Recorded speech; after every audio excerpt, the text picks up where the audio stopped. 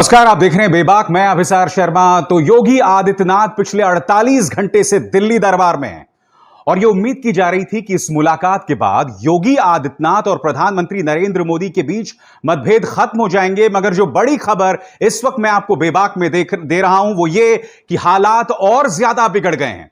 और आज एक बहुत बड़ा दावा मैं करने वाला हूं दोस्तों कि योगी आदित्यनाथ और प्रधानमंत्री नरेंद्र मोदी के बीच जो रिश्ते बिगड़ गए हैं इस मुलाकात के बाद, क्या उसने नींव रख दी है 2022 में उत्तर प्रदेश के विधानसभा चुनावों में बीजेपी की हार के लिए।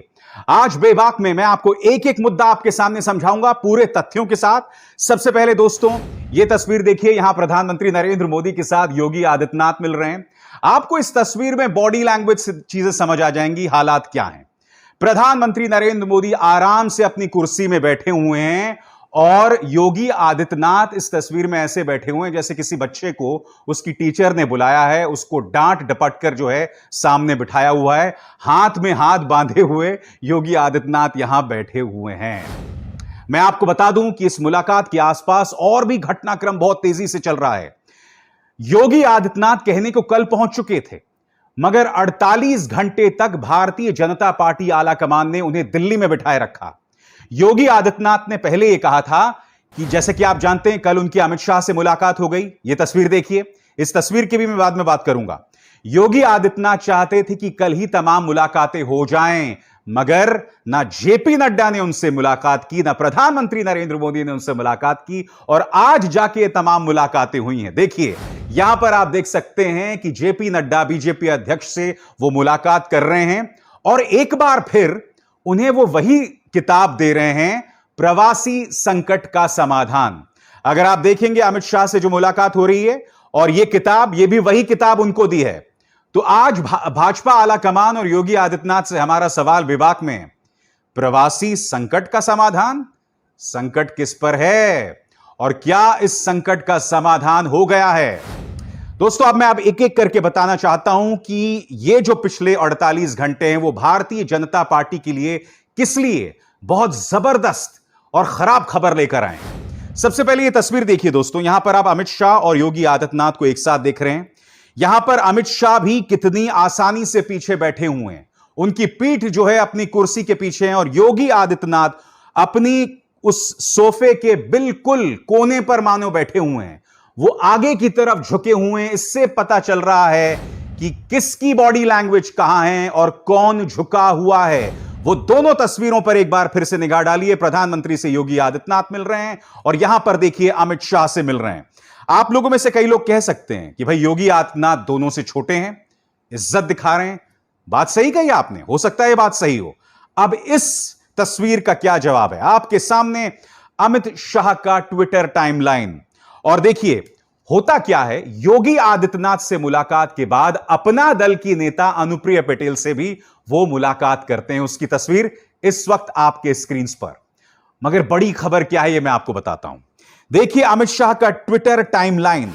उन्होंने जब अनुप्रिया पटेल से मुलाकात की तो क्या कहा, आपके स्क्रीन पर, अपना दल एस की राष्ट्रीय अध्यक्ष श्रीमती अनुप्रिया पटेल जी से भेंट की। अब देखिए जब उन्होंने योगी आदित्यनाथ से मुलाकात की तो क्या कहा, उत्तर प्रदेश के मुख्यमंत्री श्री योगी आदित्यनाथ से भेंट की। यानी कि अमित शाह की नजरों में अनुप्रिया पटेल और उनके अपने मुख्यमंत्री के बीच में कोई फर्क नहीं है, दोनों बराबर हैं। इससे पता चलता है दोस्तों कि दिल्ली आला कमान जो है वो योगी आदित्यनाथ से कितना नाराज है। और मैं एक और चीज बताता हूं आपको दोस्तों, इसके बाद दो और घटनाएं होती हैं जैसे ही योगी आदित्यनाथ की मुलाकात अमित शाह से होती है। पहली घटनाक्रम, अनुप्रिया पटेल से तुरंत मुलाकात। आप मुझे एक बात बताइए, जब आप अपने मुख्यमंत्री से मिल रहे हैं तो क्या उसी मुलाकात की बराबरी किसी और दल के नेता की मुलाकात के साथ की जा सकती है? भाजपा के लिए योगी आदित्यनाथ का मुकाम बहुत ऊंचा है। अनुप्रिया पटेल तो खैर उनकी पार्टी की भी नहीं है, दोनों के बीच में कोई बराबरी नहीं है। मगर अमित शाह की नजरों में आप देखिए दोनों को उन्होंने बराबरी दी हुई है। यही नहीं, योगी से मुलाकात करते हैं और फिर तुरंत अनुप्रिया पटेल से मुलाकात करते हैं। और यही नहीं, अब इस शख्स पर गौर कीजिए, ए.के. शर्मा। यह वो शख्स है जिसे आज से 4 महीने पहले दोस्तों मुख्यमंत्री योगी आदित्यनाथ के पास भेजा गया था। ये फॉर्मर ब्यूरोक्रेट हैं, मोदी के खास, और इन्हें भेजा गया था लखनऊ ताकि इन्हें या तो डिप्टी सीएम बनाया जाए या उन्हें होम मिनिस्टर बनाया जाए या कम से कम कैबिनेट में शामिल किया जाए ताकि वो योगी पर नजर रख सकें। मगर योगी लगातार, आदित्यनाथ लगातार इन्हें रुस्वा करते रहे, इनकी बेइज्जती करते रहे, इनका अपमान करते रहे। एके शर्मा को उन्होंने कहीं का नहीं छोड़ा। आप जानते हैं, एक खबर जो इस वक्त कहीं नहीं आई है, एके शर्मा ने निषाद पार्टी के संजय निषाद की मुलाकात करवाई अमित शाह से इसके तुरंत बाद। अनुप्रिया पटेल और निषाद पार्टी दोनों पिछड़े वर्ग के नेता हैं। इसका मतलब क्या हुआ दोस्तों? इसका मतलब यह हुआ कि बेशक बीजेपी आला कमान ने योगी आदित्यनाथ से मुलाकात की और योगी को बतला दिया कि आपकी इस वक्त हैसियत कहां है। उन्होंने तुरंत पिछड़े वर्ग के इन दो नेताओं के साथ मुलाकात की। क्यों? क्योंकि योगी राज में हो क्या रहा है दोस्तों, आदित्यनाथ न चाहते हुए भी या जानबूझकर सिर्फ ठाकुरों के नेता बनकर रह गए। उनसे ओबीसी नाराज हैं, ब्राह्मण तो खैर नाराज ही हैं। हाथरस में जिस तरह से दलित बेटी का अपमान हुआ, दलित भी उनसे नाराज हैं। तो पिछड़े वर्ग के नेता नाराज और ब्राह्मण नाराज, क्योंकि ब्राह्मणों की नाराजगी भारतीय जनता पार्टी के लिए चिंता का सबब कैसे, मैं आपको बताता हूं। इन्होंने एक जमाने में कांग्रेस के नेता जितेंद्र प्रसाद के बेटे जितिन प्रसाद को कल पार्टी में शामिल कराया। जितिन प्रसाद एक अरसे से कोई चुनाव नहीं जीते हैं, उल्टा पश्चिम बंगाल के चुनावों में इन्होंने कांग्रेस की लुटिया डुबो दी। उस जितेंद्र प्रसाद को पूरे गाजे बाजे के साथ शामिल करवाया। क्यों? क्योंकि जितिन प्रसाद एक ब्राह्मण है, यानी कि डूबते को तिनके का सहारा। अब कहीं ना कहीं वो ये जतलाने की कोशिश कर रहे हैं कि देखो, हमने जितेंद्र प्रसाद को शामिल कराया, हमारे मन में ब्राह्मणों के लिए बहुत इज्जत है। मगर ब्राह्मण देख रहा है, वो देख रहा है कि लॉ एंड ऑर्डर, खराब कानून व्यवस्था के तहत शिकार होना पड़ रहा है कई जगहों पर ब्राह्मणों को। उसकी ढेरों मिसालें हैं सामने। अब मैं आपको बताता हूं ओबीसी की निगाह से इनके लिए चिंता की खबर क्या है। आपके स्क्रीन पर दोस्तों, एक जमाने में ओम प्रकाश राजभर, जो कि योगी आदित्यनाथ के साथ में थे, इन्होंने क्या कहा है पढ़ के देखिएगा, बहुत ध्यान से सुनिएगा वो क्या कहा है उन्होंने। भाजपा डूबती हुई नैया है, जिसको इनके रथ पर सवार होना है हो जाए, पर हम सवार नहीं होंगे। जब चुनाव नजदीक आता है तब इनको पिछड़ों की याद आती है, जब मुख्यमंत्री बनाना होता है तो बाहर से लाकर बना देते हैं। हम जिन मुद्दों को लेकर समझौता किए थे, 4.5 साल बीत गया है, एक भी काम पूरा नहीं हुआ है। उत्तर प्रदेश में शिक्षक भर्ती में पिछड़ों का हक लूटा, पिछड़ों को हिस्सेदारी न देने वाली भाजपा किस मुंह से पिछड़ों के बीच में वोट मांगने आएगी? इनको सिर्फ वोट के लिए पिछड़ा याद आते हैं। हमने भागीदारी संकल्प मोर्चा अपनाया है। जो भी उत्तर प्रदेश में भाजपा को हराना चाहते हैं, हम उनसे गठबंधन करने को तैयार हैं। ओम प्रकाश राजभर क्या कह रहे हैं कि जो भी भाजपा को हराएगा हम उसके साथ हाथ मिलाएंगे। जी हां, और भाजपा को हराने के दावेदार कौन है? आपके स्क्रीन पर पूर्व मुख्यमंत्री मायावती, पूर्व मुख्यमंत्री अखिलेश यादव। कांग्रेस और आम आदमी पार्टी भी अपनी दावेदारी ठोक रहे हैं, मगर आप जानते हैं वो बहुत ज्यादा असर नहीं कर पाएंगे। मगर अब भाजपा चिंतित क्यों है, मैं आपको बताता हूं। ओम प्रकाश राजभर एक जमाने में इनके साथ थे, वो उन्हें गालियां दे रहे हैं। अब यह खबर देखिए दोस्तों, यूपी बीजेपी को बड़ा झटका। पूर्व राज्य मंत्री शिवशंकर सिंह पटेल समाजवादी पार्टी में शामिल हुए। दोस्तों तस्वीर देखिए, बीच में अखिलेश यादव और आसपास उनके जो हैं लोग खड़े हुए। खबर क्या, मैं आपको पढ़ के सुनाना चाहता हूं। जिला पंचायत अध्यक्ष चुनाव से पहले बीजेपी को बड़ा झटका लगा है। बांदा के बीजेपी से निष्कासित पूर्व राज्य मंत्री शिवशंकर सिंह पटेल समाजवादी पार्टी में शामिल हो गए हैं। जिला पंचायत सदस्य का बीजेपी से टिकट न मिलने पर शिवशंकर सिंह पटेल ने पत्नी को निर्विरोध चुनाव लड़वाया था। इसी के बाद पार्टी विरोधी कार्य करने पर बीजेपी ने शिवशंकर सिंह पटेल को पार्टी से बाहर का रास्ता दिखाया। अब इस पूरे घटनाक्रम के बाद आज लखनऊ में शिवशंकर पटेल ने अखिलेश यादव से मुलाकात कर समाजवादी पार्टी का दामन थाम लिया। आज मैं एक सवाल पूछना चाहता हूं। जितिन प्रसाद, जिसका कोई जनाधार नहीं है, जब वो बीजेपी में शामिल होते हैं तो गोदी मीडिया उसको न जाने कितनी महान खबर बताता है। शिवशंकर सिंह पटेल, जिसका जनाधार है पिछड़ों में, ओम प्रकाश राजभर जो पानी पी पी कर गाली दे रहे हैं यहां पर, मैं आपसे पूछना चाहता हूं क्या यह बड़ी खबर नहीं है? और मैं आपको बताता हूं दोस्तों, यह गोदी मीडिया मुद्दे को किस तरह से छुपा रहा है। आपके स्क्रीन पर यह अंबानी के न्यूज चैनल का पत्रकार है और क्या कह रहे हैं, वो बता रहे हैं कि दरअसल योगी आदित्यनाथ किस वजह से दिल्ली गए। इनका यह कहना है कि पार्टी और उनमें कोई फर्क नहीं है। और यही नहीं, पूरा गोदी मीडिया लग गया है यह बताने में कि योगी आदित्यनाथ और प्रधानमंत्री में कोई मतभेद नहीं है। और वो किस खबर का हवाला दे रहे हैं आपके स्क्रीन पर, यह देखिए इस अखबार ने क्या कहा है। विधानसभा चुनाव से पहले अलग राज्य की अटकलें, योगी और दिल्ली के बीच तनातनी का बड़ा कारण अलग पूर्वांचल। एके शर्मा को उत्तर प्रदेश भेजने का कारण भी यही है। यानी कि क्या बता रहे हैं, ये बता रहे हैं कि कुर्सी की लड़ाई नहीं है। ये बता रहे हैं कि मुख्यमंत्री योगी आदित्यनाथ और प्रधानमंत्री नरेंद्र मोदी या मुख्यमंत्री योगी आदित्यनाथ और अमित शाह में कोई फर्क नहीं है। क्या है यह खबर, मैं आपको पढ़ के सुनाना चाहता हूं। पिछले कुछ दिनों से उत्तर प्रदेश के मुख्यमंत्री योगी आदित्यनाथ और भाजपा के केंद्रीय नेतृत्व के बीच तनातनी की अटकलें चल रही हैं। सियासी हलकों में इसका कारण उत्तर प्रदेश में नेतृत्व परिवर्तन और कैबिनेट विस्तार बताया जा रहा है। लेकिन इसके पीछे एक और कहानी सामने आ रही है। सूत्रों के मुताबिक अगले साल होने वाले विधानसभा चुनाव से पहले भाजपा नेतृत्व उत्तर प्रदेश का विभाजन कर अलग पूर्वांचल राज्य का बनाने का विचार कर रहा है। प्रधानमंत्री नरेंद्र मोदी के करीबी और पूर्व नौकरशाह एके शर्मा को उत्तर प्रदेश भेजने और उन्हें विधान परिषद का सदस्य बनाने को भी इसी से जोड़कर देखा जा रहा है। शर्मा कुछ समय से प्रधानमंत्री के संसदीय क्षेत्र बनारस में कोरोना प्रबंधन संभाल रहे हैं। झूठ, झूठ और झूठ। क्या कहा था प्रधानमंत्री ने? झूठ बोलो, बार बार झूठ बोलो। हाँ? मैं आपको क्या बतला रहा हूं दोस्तों, यह है मीडिया। और यह अकेला न्यूज चैनल नहीं है, मैं आपको, यह अकेला अखबार नहीं है, मैं आपको और भी दिखाता हूं। यहां पर यह देखिए, 3 राज्यों में यूपी के विभाजन की तैयारी, यानी कि पूरी फील्डिंग कर रखी है अखबारों ने, पूरी फील्डिंग कर रखी है न्यूज चैनल्स ने, यह बतलाने के लिए कि देखिए साहब, भाजपा में ऑल इज वेल, कुछ नुकसान नहीं हो रहा है। तो दोस्तों, यह तो बात हुई भाजपा आलाकमान की, मगर योगी जी का क्या? पिछले 2 दिनों से जो मुलाकातें हो रही हैं, योगी आदित्यनाथ भी टस से मस नहीं हो रहे हैं, क्योंकि उनके नौकरशाहों ने उनको यह बात समझाई हुई है कि अगर आप चाहते हैं कि उत्तर प्रदेश के अंदर गुजरात के दखल को कम करें, तो आप अपने स्टैंड पर बने रहें। और यही वजह है दोस्तों, एक अरसे से वो दिल्ली नहीं जा रहे थे। एक अरसे से, यानी कि 4 महीनों से प्रधानमंत्री नरेंद्र मोदी उनसे मुलाकात नहीं कर रहे थे। मगर जब हालात बद से बदतर होते गए, उसके बाद उन्हें दिल्ली जाना पड़ा।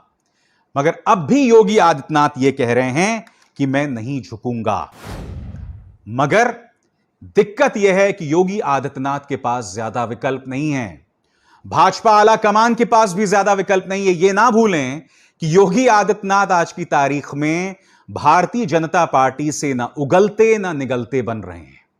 जी हां, अगर वो मुख्यमंत्री बने रहे तो भाजपा को नुकसान है, अगर वो मुख्यमंत्री पद से हटाए गए तो एक और बगावत की स्थिति पैदा हो जाएगी। मैं आपको बताता हूं समाजवादी पार्टी के सूत्र क्या कहते हैं। समाजवादी पार्टी के सूत्र कहते हैं कि भैया, हम तो चाहते हैं कि योगी आदित्यनाथ मुख्यमंत्री बने रहें, क्योंकि योगी आदित्यनाथ के कार्यकाल में मानवाधिकार का हनन हुआ है। कोरोना को लेकर आपने देखा दोस्तों, हाहाकार मचा हुआ था। जो जनता त्रस्त थी उन्हीं टारगेट किया जा रहा था, उन्हीं की बात को नहीं सुना जा रहा था। इसके अलावा उनके राज में आपने देखा ब्राह्मण नाराज, ओबीसी नाराज, दलित नाराज, उनको टारगेट किया जा रहा है। मगर दिक्कत यह है कि पिछले 4 साल से भाजपा क्या कर रही थी? भाजपा और आरएसएस योगी आदित्यनाथ को प्रधानमंत्री पद का दावेदार बता रही थी। प्रसारण के जरिए, विज्ञापन के जरिए, झूठे प्रचार के जरिए यह बताया जा रहा था कि उत्तर प्रदेश में राम राज्य है। आप सब जानते हैं उत्तर प्रदेश के हाल थे। अब इस वक्त अगर योगी आदित्यनाथ को हटा दिया जाता है तो भाजपा तो कहीं मुंह दिखाने लायक नहीं रहेगी। तो मेरा निजी तौर पर मानना है कि योगी आदित्यनाथ 2022 तक मुख्यमंत्री बने रहेंगे।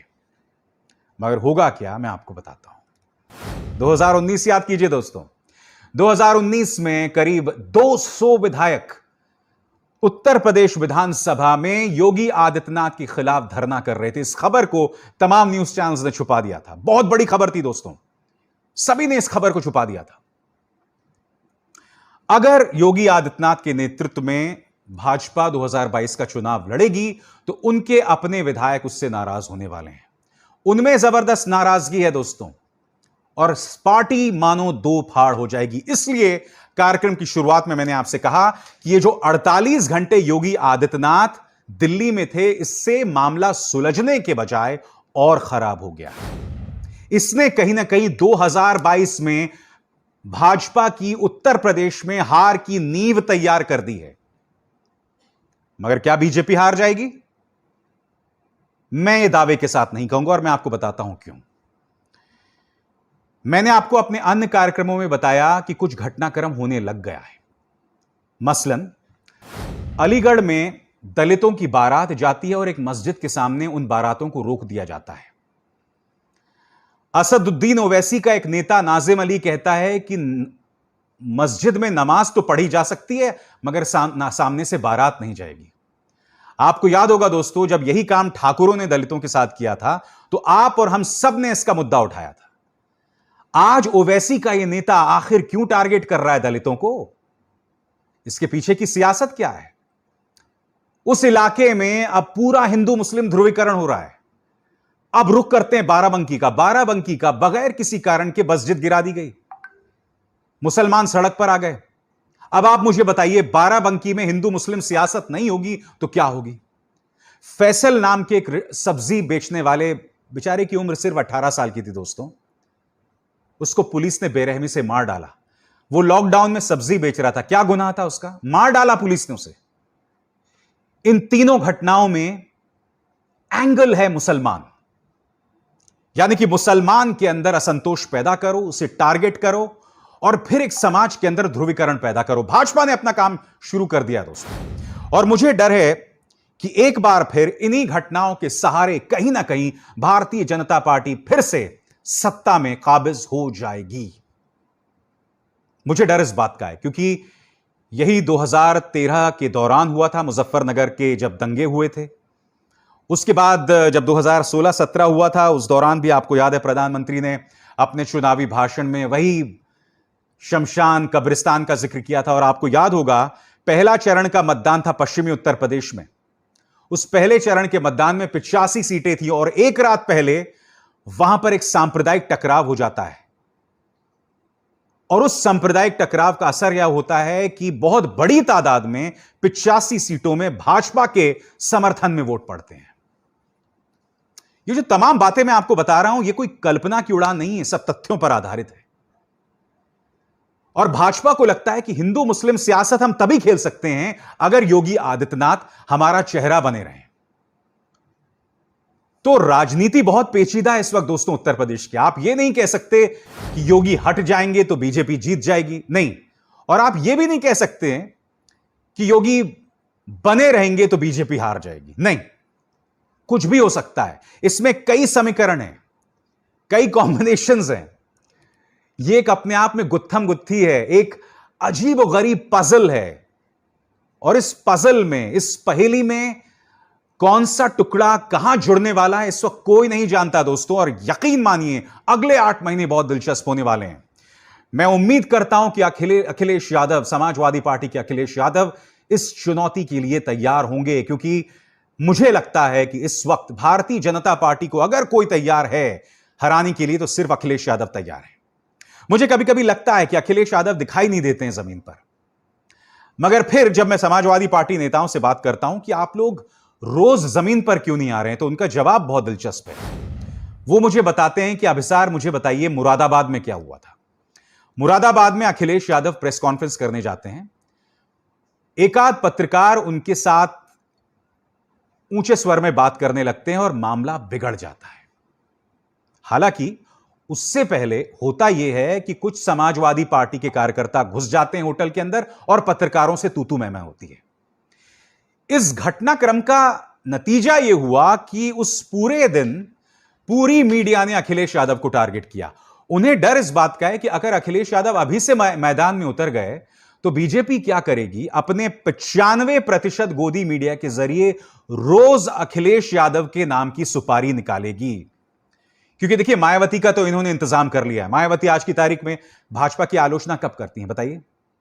कभी नहीं करती हैं। तो मायावती का तो इन्होंने इंतजाम कर दिया, मगर अखिलेश यादव का इनके पास इंतजाम नहीं है। इसलिए मुझे ऐसा लगता है कि हो सकता है कि समाजवादी पार्टी आखिरी के कुछ महीनों में, अब ये 8 महीने तब उतरेगी, मगर मेरा कुछ और मानना है। बेशक समाजवादी पार्टी यह सोच रही है कि हमें आखिरी के 2-3 महीनों में उतरना है, मगर अगर आप सोचते हैं कि उत्तर प्रदेश की जनता आप में अपनी उम्मीद देखेगी, तो इस सियासत से ऊपर उठिए और जनता के हक के लिए लड़िए। बहुत जरूरी है यह लड़ाई लड़ना, क्योंकि अगर आपने यह लड़ाई नहीं लड़ी तो यकीन मानिए दोस्तों, उत्तर प्रदेश की सियासत आने वाले दिनों में बहुत उग्र होने वाली है। तो बेबाक में बस इतना ही। अभिसार शर्मा को दीजिए इजाजत। नमस्कार।